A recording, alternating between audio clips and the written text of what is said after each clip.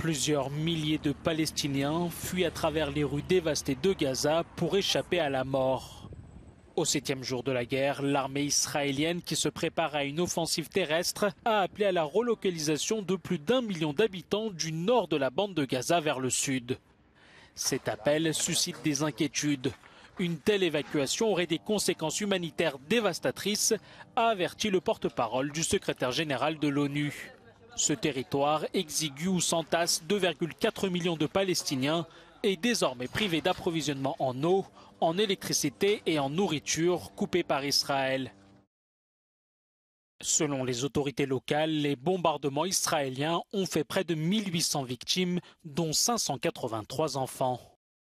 Vendredi soir, Tel Aviv a annoncé que ses forces avaient effectué des incursions au sol dans la bande de Gaza pour rechercher des combattants du Hamas, de l'armement et tenter de retrouver les personnes disparues.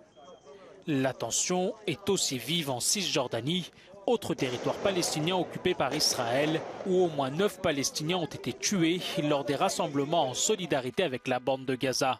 Depuis le début de la guerre déclenchée par l'attaque massive du Hamas, au moins 1300 personnes, en majorité des civils, ont été tuées en Israël.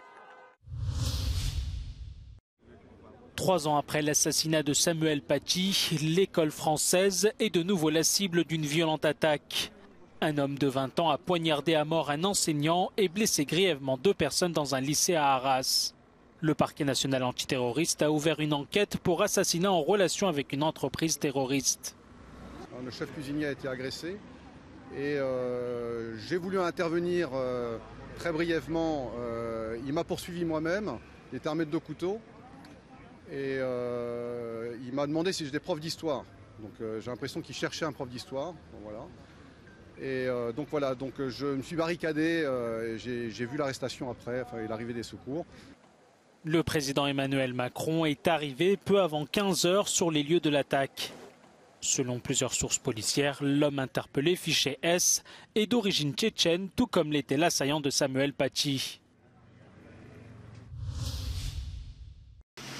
Ni approuvé, ni rejeté. Les États membres de l'Union européenne ne sont pas parvenus vendredi à s'accorder sur une prolongation de 10 ans du glyphosate. La Commission européenne a proposé le mois dernier de renouveler jusqu'en 2033 l'autorisation de cet herbicide.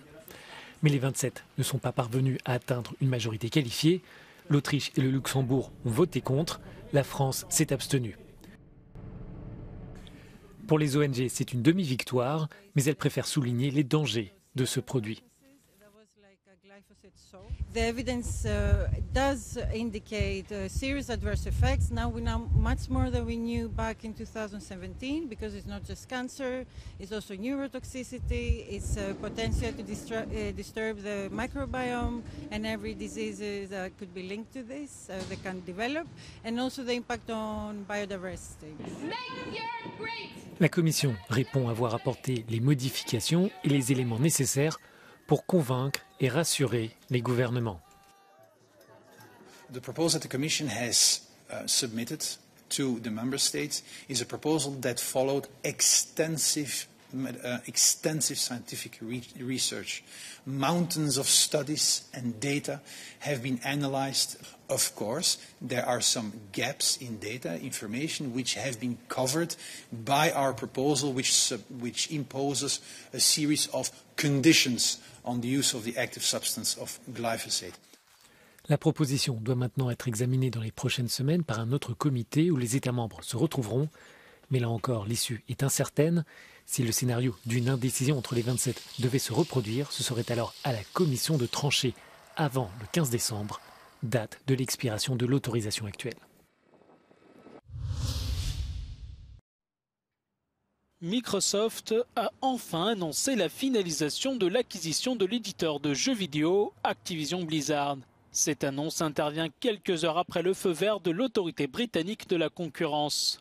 Cette acquisition fait de Microsoft le 3e acteur mondial du jeu vidéo en termes de chiffre d'affaires, derrière le chinois Tencent et le japonais Sony. Le géant Activision Blizzard a bâti des licences à succès telles que Call of Duty, World of Warcraft ou Candy Crush.